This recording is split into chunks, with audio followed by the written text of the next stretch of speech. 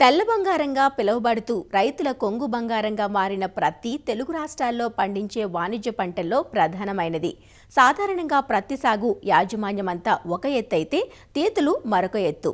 దూది పింజె పొడవు, పోగు సున్నితత్వం, నార బలం, నార నాణ్యతపైన ధర ఆధారపడి ఉంటుంది కాబట్టి తీతల సమయంలో రైతులు అత్యంత మెలకువగా వ్యవహరించాలి.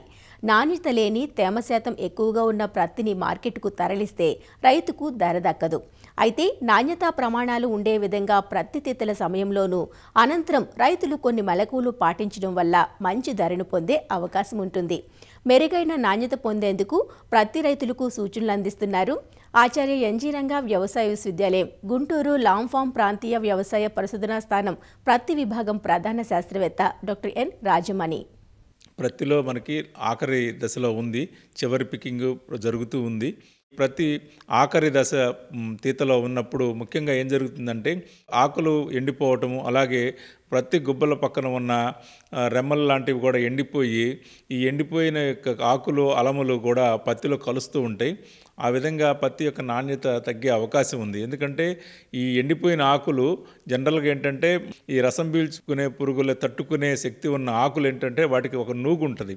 ఆ నూగు ఉన్న ఆకులు రాలకుండా ఏం జరుగుద్దంటే ఈ పత్తికి అతుక్కుంటాయి అన్నమాట. అందువలన ఈ అతుక్కున్న పత్తి ఎండిపోయింది, పత్తికి అతుక్కోవటం వలన మనకి నాణ్యత కొంచెం తగ్గే అవకాశం ఉంది. కాబట్టి పత్తి తీసే సమయంలో రైతులు కూలీలకి తగు జాగ్రత్తలు చెప్పి ఆ ఎండిపోయిన ఆకుల్ని తీసేసి కనుక మనం తీసుకున్నట్లయితే మనకి మంచి పత్తి వస్తుంది. ఇక్కడ మనం ముఖ్యంగా గమనించాల్సింది ఏంటంటే ఉదయం పూట ఈ ఉన్న పరిస్థితులు చూస్తున్నట్లయితే మనకు మంచు ఎక్కువ పడుతుంది.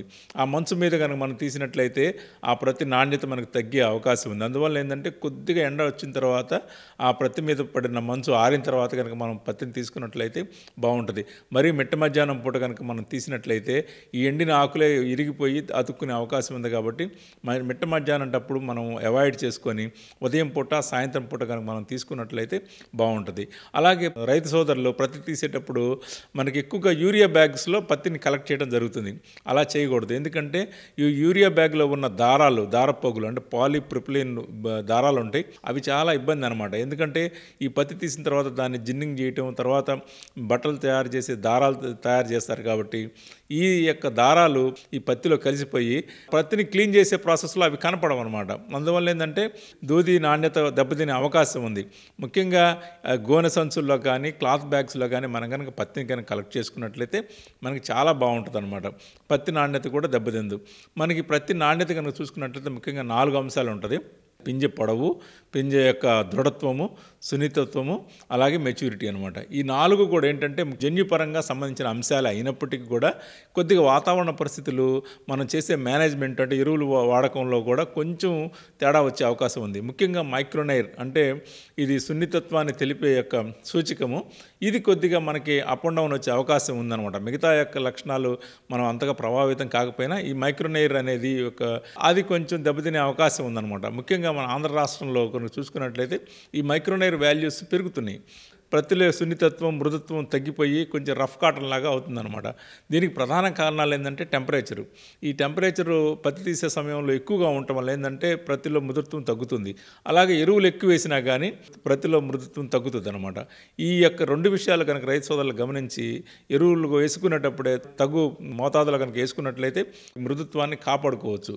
అలాగే ప్రత్తి తీసిన తర్వాత కూడా మనకి ఏం చేస్తారంటే ఎండలో ఆరబెట్టడం లాంటివి చేయకూడదు. మనం తీసిన తర్వాత నీడలో ఆరబెట్టుకోవాలి.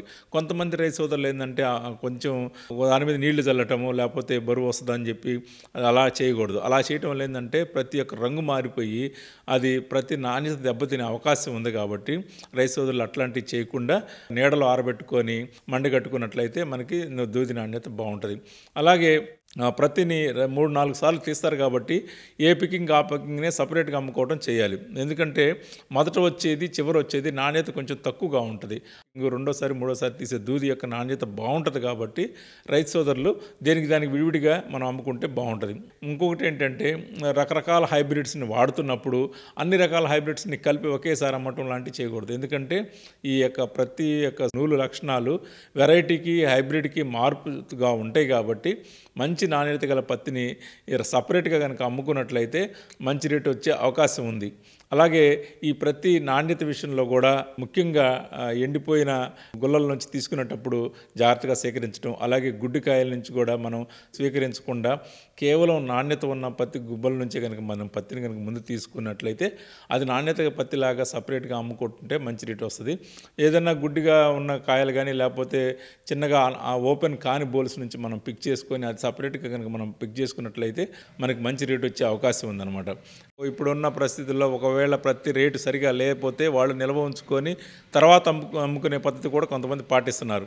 అలాంటి రైతు సోదరులు ఏం చేయాలంటే ప్రత్తిని జాగ్రత్తగా బోరాల్లోకి క్లాత్ బ్యాగ్స్ కానీ లేకపోతే గోనె సంచుల్లో కానీ చక్కగా చేసుకొని దాన్ని కుట్టుకొని నీడలో ఆరబెట్టుకోవాలి.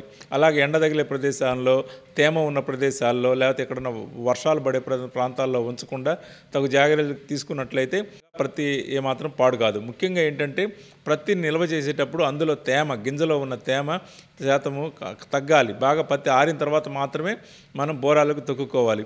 అదే తేమ మీద కనుక ఉన్నట్లప్పుడు బోరాల్లో కనుక తొక్కున్నట్లయితే గింజల్లో ఉన్న వేడి ఉద్భవించి కలర్ మారే అవకాశం ఉంది. కాబట్టి రైతు సోదరులు లేటుగా రేటు వచ్చినప్పుడు అమ్ముకోవడానికి ఏంటంటే ఈ నిల్వ చేసే పద్ధతులు, ముఖ్యంగా పత్తిని ఆరబెట్టుకొని మాయిశ్చర్ కనుక తగ్గి క్రిటికల్ లెవెల్లో 8 నుంచి 9% తగ్గిన దాకా ఉండి తర్వాత మనం బోరాల్లోకి తొక్కుకొని నీడలో ఆరబెట్టుకొని కనుక నీడలో ఉంచుకొని తర్వాత రేటు వచ్చినప్పుడు అమ్ముకుంటే ప్రతి నాణ్యతలో ఎటువంటి ఇబ్బంది ఉండదు.